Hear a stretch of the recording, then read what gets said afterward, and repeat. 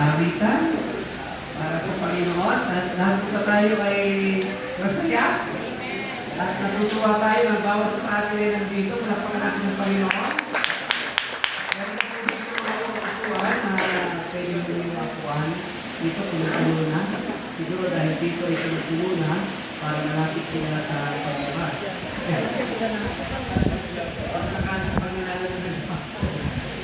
Ayan.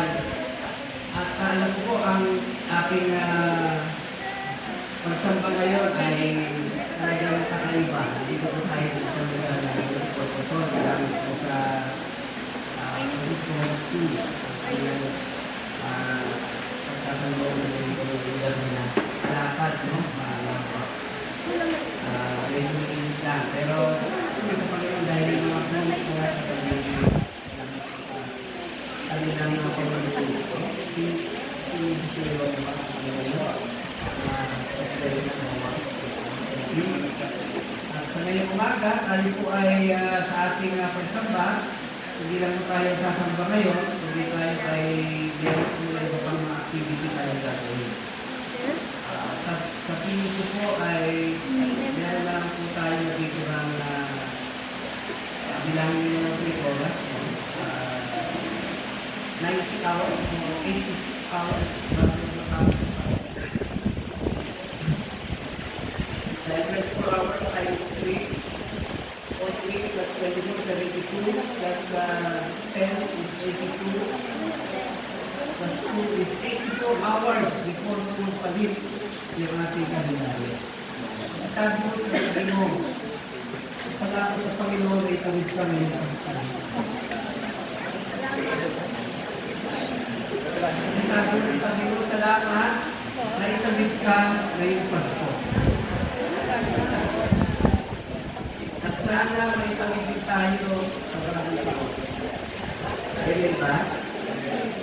Dahil hindi po natin hawak ang ating buhay.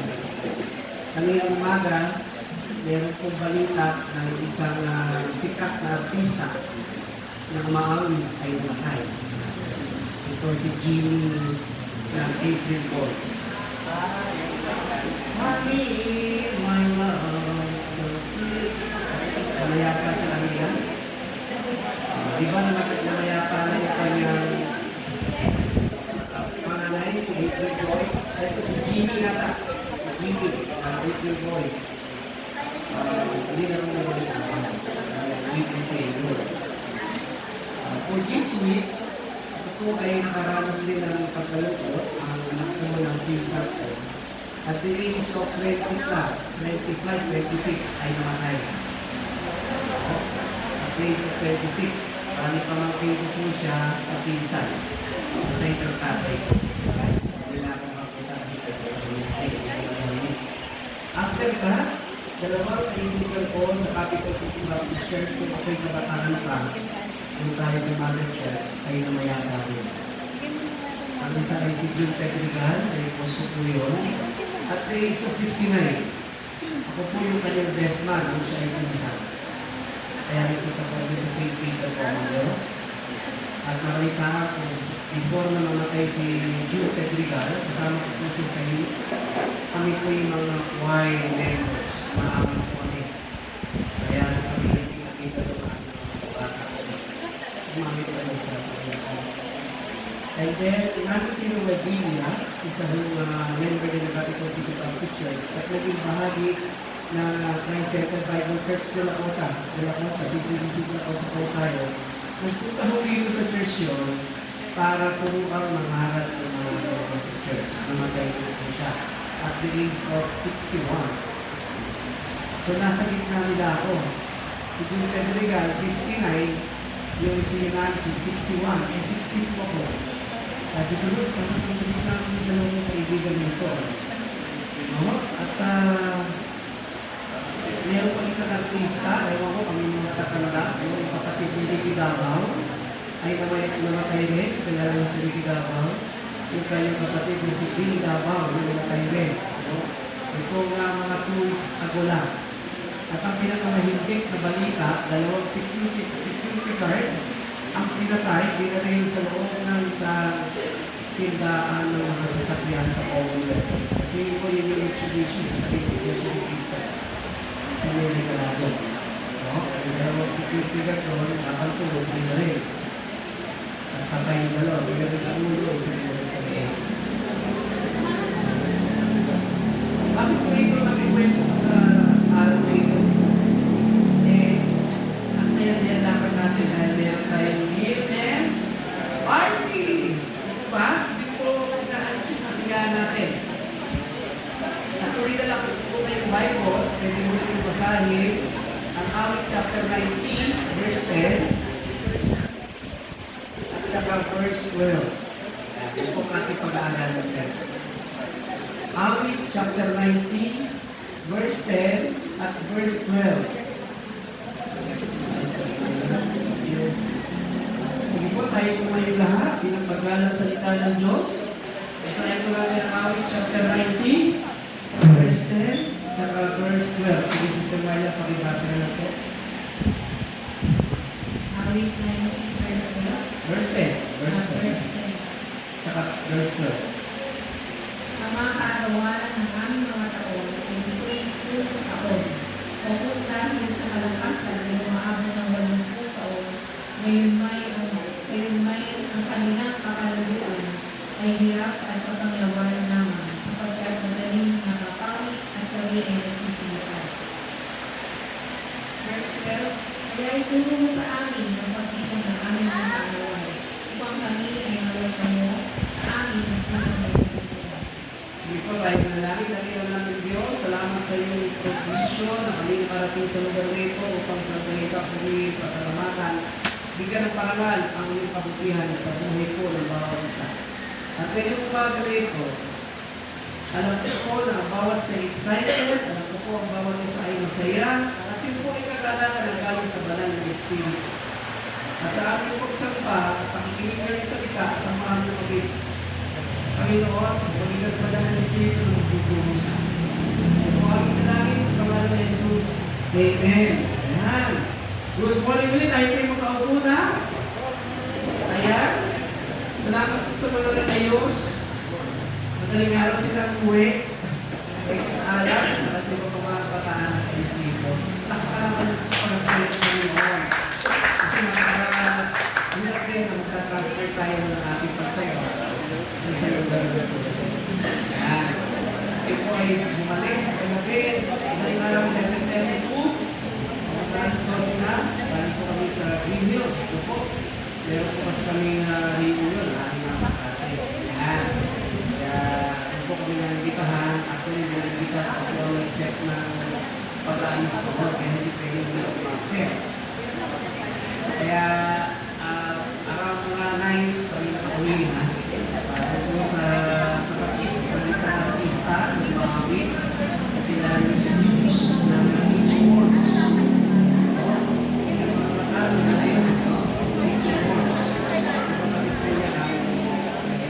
Sa ating Lord. Before that, salamat sa Panginoon, binigyan ko kami ng pagkakataon na i-bless yung pagpapala ng aking kapatid, no? Doon sa lugar na pinagtatayuan ng SLCC. Sino ang taga-SLCC? Ayan, mga taga-garden. Yun. Nandun po ko sa inyo kahapon. Kaya na po wala na yung bahay ninyo. Pinagpipilikan ng mga building, ng mga kondo. Kaya naman kung pinandoon, halong motion, ito yung bahay ng mga taga-garden na ngayon ay nandito na sa Graceville 4. Doon po ako sa pagtuloy ng kapatid ko, na binilis ko po dahil sa kapatid ng Panginoon, nakabili po sila ng kondo unit po. Sa pinagtatayo ko ng mga taga-SSC. Kaya pilihin ng Diyos dahil sabi ko sa kapatid ko, ito ay bigay ng Diyos sa inyo. Mahal po nila dito, napakahirap po pumasok din sa building nila na kailangan patanungin ang pangalan mo mula doon sa EDSA ng gate hanggang doon sa papasok ng gate hanggang makapasok kami, papipilipanin pa kami. Hindi ko masabi kung mag-bless kung ano unit. Kaya ganoon talaga, salamat sa Panginoon at bigyan mo yung pagkakataon na sa katapatan ng Diyos ay yun ang isa sa aming pasasalamat. Pero sa kabila po nito, habang po ay nag-struggle sa aking boses, dinala po ang Panginoon sa mensahe basahin ni Kumada dito po sa Amit chapter 19 verse 10 and verse 12. At alam ko, kabisado niyo po yung verse na yun. Lalo na yung verse 12. Di po ba? Alam mo sabi niya sa verse 12? Teach us to number our days that we will gain a heart of wisdom. Pero before that, sa verse 10, naroon po na ang buhay pala ng tao dito sa mundo, kapag malakas ka, 80 ka. Sino 80 year old? Wala 80 year old. Hindi ka kasama ng people.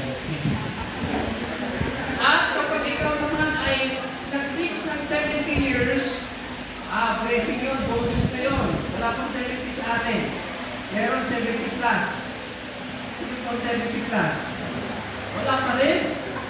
Si Ate Susan. Ate Susan, ito na kayo 70.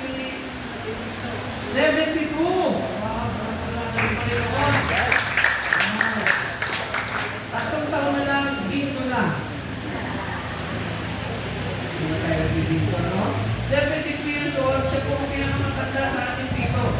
Pero sabi niya, Susan, huwag isalita matanda. Siya ang medyo mataas ang numero ng kanyang edad. No? Wala pa rito sa atin ng 70. O meron na rin po yung iba. Ako, 10 years from now, 70 na. Sabi ko noon, kung bibigyan mo ko ng 70 years old, malakas pa ang salamat Panginoon. Kasi ang Biblia ay nagsasabi na ang edad na itatagal ng tao sa mundo ito ay 70. Ewan ko lang sa Philippines, nagsisip ko, hindi ko nilala ang age. Sir, ano po ang age na itatagal ng tao sa mundo ngayon? Hindi na yata 60. 50. Bababa na tayo doon. Dati, kung ako'y bata, 75. Ngayon, bumaba na 60. Ngayon, palagay ko 50 na. Tama ba? Ispa na ating buhay, mga pataan? Makinig kayo kasi mensahe ito sa panahon natin na tayo ay kabataan pa. Okay? Yung ating lakas, hindi na natin magiging lakas sa darating na panahon. Magbabago naman ng taon, 2025, sabi ng iba, naku, magdadagdag na naman ng isang taon ang aking birthday. Tatanda na ako. Isang taon pa, 2026. Kung loloobin ng Diyos na tayo ay magkaroon pa ng birthday next year, magdadagdag na ng taon. Tama ba? Dahil ang sabi ng Panginoon, hindi natin alam kung kailan ang ating araw ng kamatayan. Meron mo nakakaalam? Wala. Sino magsasabi na ito ang Codex 26 ay bigla na lang nag-isay, hindi na nakahinga, nilala sa ospital, namatay na. Isang kabataan. Sabi ng pinsan ko, nakahiga lang ko yan, kuya. At nakita namin biglang nag-deteriorate ang kanyang katawan, bigla na lang naligas. At dinala namin sa ospital, patay na. 26 years old. So walang pinipili edad. Ang sumulat po ng awit 19 ay hindi si David. Ito po ay sinulat ni Moses. Hindi lahat ng books ng Psalms ay book ni David. May mga nagsulat din po ng mga katulad nila Moses. So itong Psalm 19 ay kanyang sinulat. No? Doon sa 40 taon ng kanyang paghihirap ni Moses bilang lingkod ng Diyos. At kilala namin si Moses. Di po ba? For 40 years, nakita niya katapatan ng Diyos, bagamat siya nag-edad na higit pa sa 40 years nung siya ay namatay. Kanyang sinulat ito. Ang sabi niya, ang edad ng tao, 70 years old. Alam ko si Moses sa daang mahigit taon namatay. Pero yung buhay ni Moses, pag naalala nyo, ano ang naalala nyo sa kanya? 10 utos. The 10 Commandments. Ano pa? The parting of the Red Sea. Ano pa? Ang dami mong masasabi kay Moses. Dami ko naranasan niya for 40 years na siya ay naglingkod sa Diyos, siya ay tinawag na propeta, pero ang sabi ni Moses, ang tao, 70 lang ang iaabot, pag 80, malakas pa. Kaya ano ang gagawin natin? natin sa taon natin ngayon na nalalagay pa. Meron pa tayong 86 hours bago matapos itong 2026. Loobin ni Lord, kung naitawid tayo ng Panginoon, nung Pasko, sana itawid din tayo ng Diyos ngayong bagong taon. Sino may gusto nun na sa January 4, makikita-kita pa tayo? Yes. Di ba may assurance tayo, Lord, tinawid mo ako ng Pasko eh. Tawid mo ako ng bagong taon. Sana, Lord, magsama-sama pa kami ngayong bagong taon. Hindi ka maitatawid ng Panginoon ngayong bagong taon kung ikaw ay magpapaputok. Hahawakan niyo pa putok at hindi mo alisin ang iyong kamay. Makakatawid ka, putol ang daliri mo. O di kaya ang kamay mo. Ang paputok kayo, grabe, no? So kung gusto mo pa makarating ng January 1, iwas sa paputok. Kung hindi niyo kaya mag-iwas sa paputok, manood na lang kayo ng fireworks. Wala pang gastos. O para may pamit tayo ng Panginoon sa January 1. Dahil ang buhay natin, sabi ni Moses, up to 70 years old. Hindi nga sinabi ni Moses 70. Eh kung sinabi ni Moses, ang buhay ng tao hanggang 20 lang. Marami na sa ating lumatay. Tama? Ngayon, sa natitira ng taon ng ating buhay, nagkaklak, klik yung ating oras. Habang nakaupo kayo dyan, may nagkaklak. Sama ba? Yung rin nyo, hindi maingay, pero tumakay niya. Ano ibig sabihin nun? Tumatakbo ang taon. Meron pa tayong mga ilang oras sa buhay natin. Kaya yung araw na binigay sa atin ng Diyos ngayon, dapat nagpasalamat ka kanina. Nagpasalamat ka pa kanina na ikaw ay nagising. Nagpasalamat ka pa kanina may kinain ka hamon. Naubos na yata yung hamon. No? May kopya ko dito.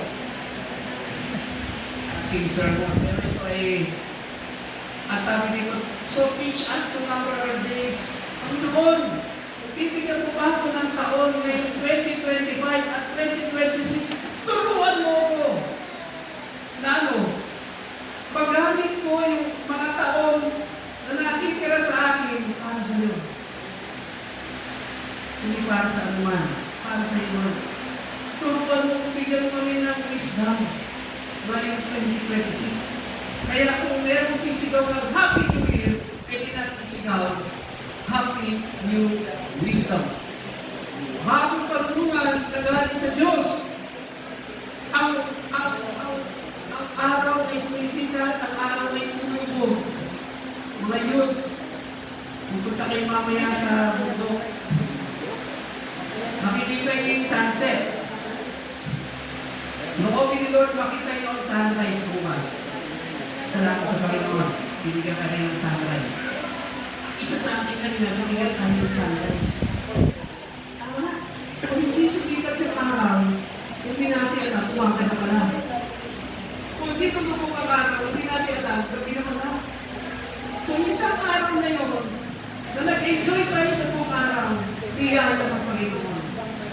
At dapat natin siyang pasalamatan. Pero, ang tanong, how many more New Years will come our way? Ilang bagong taon pa kaya ang darating sa atin? Natanong natin ba yun? Ilang bagong taon at bagong kalendaryo pa kaya ang sasabit ko? Sino na rin ang bagong kalendaryo? Alam ko, isasabit niyan sa paghihiwalay ng taon. Hindi pa nakasabit na. Alam niyo bakit? Nakalis ka na yung mga punta. Doon sa kalendaryo. January, bayan sa Meralco. February, sa ito pa pala. At yung pag malaki ang kalendaryo mo, sinusulatan mo yun para hindi mo makalimutan. Para pag tumitingin ka sa kalendaryo, oy, nandun na pala si Judy. Hindi yung kapitbahay natin si Judy. Hindi yung Judy. Ang dami natin mga Judies, di ba? Dumagigay yung viral ko eh. Kaya meron na naman tayo donate. So magpapalit. E patanong, how many more years will come on our way? Ilan mga bagong taon pa kayang dating sa atin? Hindi natin alam. Meron ba nakakalam? Meron ba magsasabi nito, 2026, buhay pa ako! Di ba meron ba magsabi? Hindi na to, hindi natin alam eh. Kasi, ang bawat araw na binigay sa atin ng Diyos, sapat na.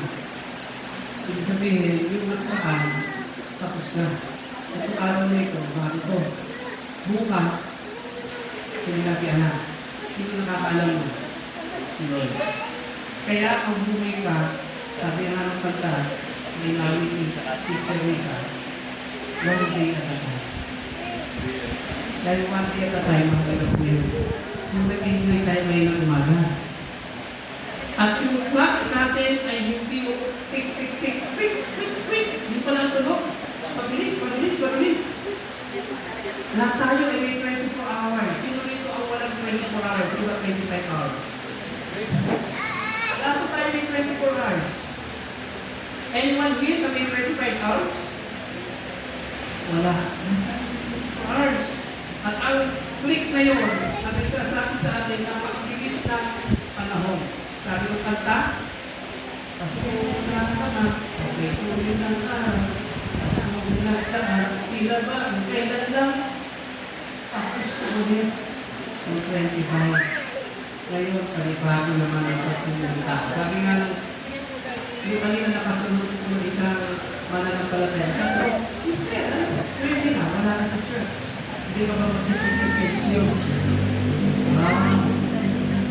Nagpasya po yung aming pastor, itong last Sunday, online kami. Ibig sabihin, itong Sunday nila, pwede na magganap kung ano man ang pwede na rin. No? Pero tayo, talagang ginawa natin itong last Sunday nito, magkakasama tayo. No? Hindi tayo mag-online.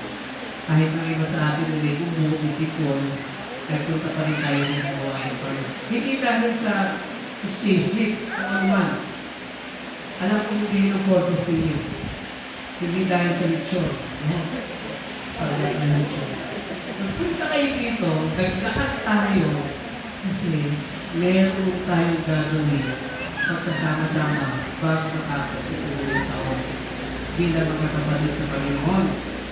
At ang layunin nito ay makita natin ang mensahe na sinabi ni Moses, so teach us to number our days that we may apply our hearts unto wisdom. Turuan mo kami na ang amin pong araw na dumarating at taon ay maging may-apply namin sa aming mga puso na may kahulugan galing sa iyo. Ito po yung fitting prayer para po bago matapos ang taon.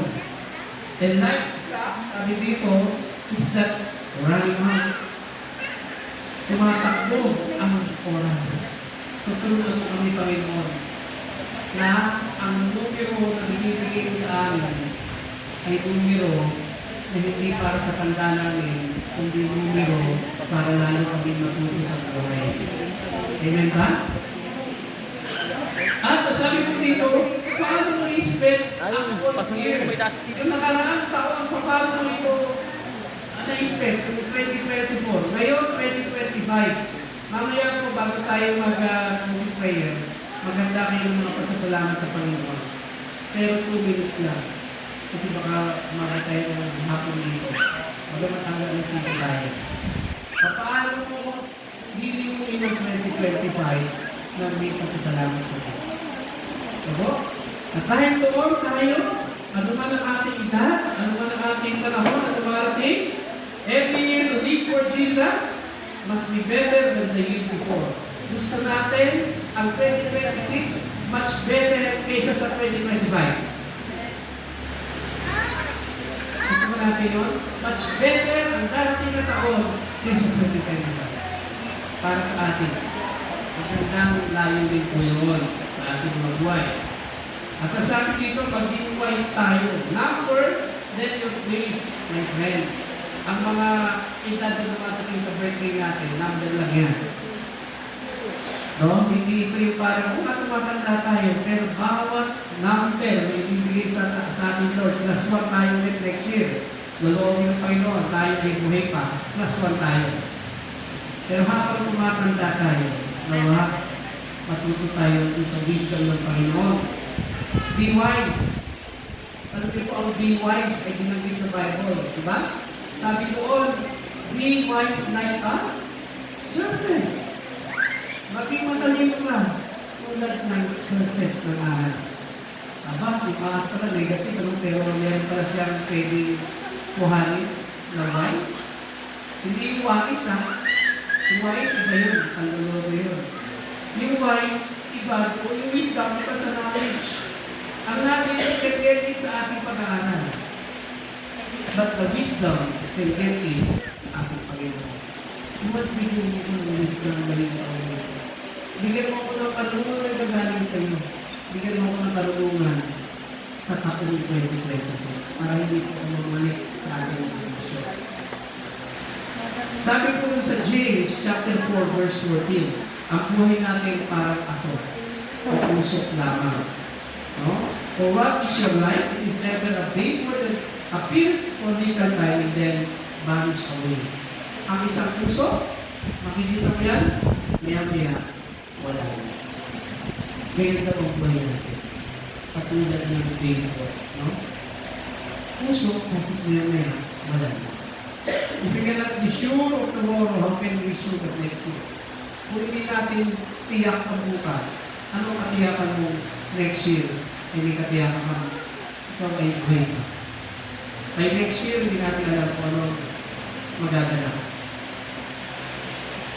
By next year, natin alam kung anong gaganap sa ating bansa, anong gaganap sa ating pamilya, sa ating komunidad, sa ating trabaho. Hindi natin alam. Ang Diyos lamang ang nakakaalam. Wisdom demands, therefore, that we are under our lives and live for God, as though each day could be our last. Ang mamuhay ka sa bawat araw na iniisip mo, yun ang uling araw mo. Kaya ba natin gawin yun? Mabuhay ka sa isang araw na iniisip mo, ito na katapusan. Ano kaya ang gagawin mo kapag alam mo ito na katapusan? Pagiging ko lahat ng pagbihan gagawin mo na. Lahat ng pagtulong sa kapwa gagawin mo. Kasi last day mo sa mundo nito. Pero kung binibigyan pa tayo ng panahon ng Diyos, di ba? Ibigay natin yung tama. Kaya itong araw na ito is a joyful day. Ginawa natin ang tama. Kinuha natin si Lord ngayon sa ating pagsamba. Paniwanan muna natin yung labanan. Paniwanan muna natin yung mga iba pang nandoon. Kasi sabi ko, sabi natin, para kay Lord yan. Para kay Lord yan. Kung alam mo, yung mga nagbawa rito ng madaling araw, maaga pa sa amin. Wala pang tulog yan. Buti na lang may busy. Mahirap yung walang tulog, wala pang busy. Nagising sila para lang malagyan tayo ng ganito maganda presentasyon. Alam mo po, nandun ako sa mga kaklase ko, nag-isip ko, at nag-text ako doon, mga banda 8 o'clock, na nandun lang ako sa lugar niyo. Just for, nag-isip ko, Lord, ako'y patutuwa. Alam ko ang mga kapatid ko sa Panginoon, kahit ako'y wala, gagawa. Wow, diba? Kahit ako'y wala, gagawa. Kasi mahal niya kayo eh. Nandiyan tayo naman dahil sila yung gagamitin mo. Kaya, tuwa-tuwa ako yung word na letter P, nahabol pa. Kanina, sabi nga ng brother naman, letter P na lang. Year end, nakalagay doon, auntie. Eh kung wala yung letter P, auntie lang ang mangyayari. Buti na lang ikaw na letter P na ako, year end, party. So meron tayo kasiyahan. I-grab natin ito mga oras na ito na hindi mo natatapos ng araw na ito para sa Panginoon at para sa ating kalalaki. Kasi itong araw na ito special binigay sa ating Lord. No? At alam ko, loob ng Panginoon, kapitay na tayo sa Step 1 bago mag-2026. Ano po ang pinaka-conclusion dito? Live for God and leave nothing undone. buhay para sa Diyos, iwanan yung mga bagay na hindi dapat na gawin. He has given us to do so that when our clock takes its last, we shall have no regrets. Yung dapat natin magawa sa araw na ito, gawin na natin. Pinaalala ba kayo dapat yung gawin? Alam niyo kung ano? Pagpapatawad. Ang gawa. Baka hindi ka pa napapatawad niya. Sana bago nakakasultan ng pagpapatawanan ko siya. Ipasapay ko din yung tawad ka. Pagpapatawad. Pag-ibig. Baka hindi ka pa, hindi mo pa naman yung tao ng ayaw mo. Tumahan mo na. Baka ito na yung oras para ilagay siya. Diba? Sabihin mo na magaling masalita, I love you. I love you. Diba? I care for you.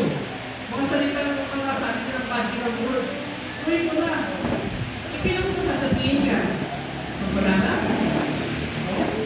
So yung pag-ibig, ang kailan din natin mga bagay sa panahon ngayon, matatapos ang taon na ito, baka meron na tayong karga-karga.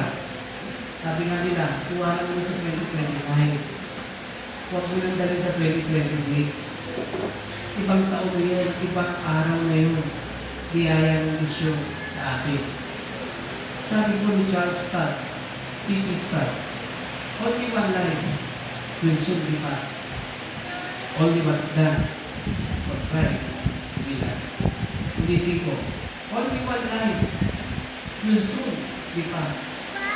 Only what's done for Christ will last. Isang buhay lang, mabilis din mawawala. Pero ang ginawa mo kay Kristo, hindi mawawala. Magtatagal yun forever.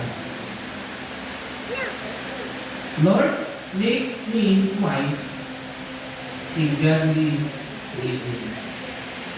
Maging wise mo kami sa pamumuhay namin ng kabanalan.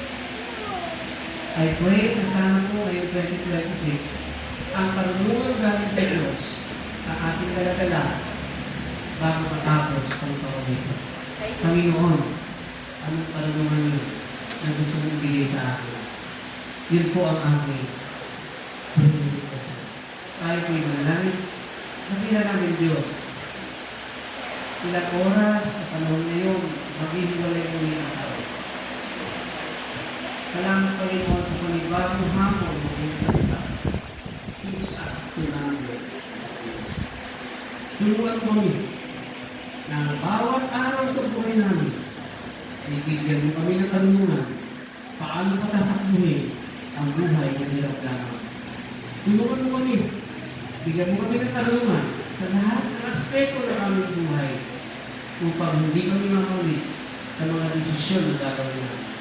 O Diyos, ang iyong salita ay nagsasabi, ang mga huling sandali at panahon ng buhay ay magiging mahirap, magiging kaiba, at maraming pagsubok na darating. At malalaman lamang ninyo ng Panginoon kung sino ang sa inyo sa panahon ng paghihirap na natiling tapat sa iyo. Panginoon, darating po kami sa ganitong panahon ng paghihirap at mga tribulations at trials sa mundo ito bago kayo dumating. Pero salamat Panginoon dahil sa wisdom na binigay mo sa amin, maharap namin ang mga pagsubok at mga hamon sa buhay dahil ang karunungan ng Panginoon ang maghahari sa amin mga. Tulungan mo ng Panginoon sa taon nito at sa darating sa darating ito. Salamat po, dala-dala po namin ang pag-asa na kayo ay kasama. In Jesus' name we pray. Amen and amen. Palakpakan natin Panginoon.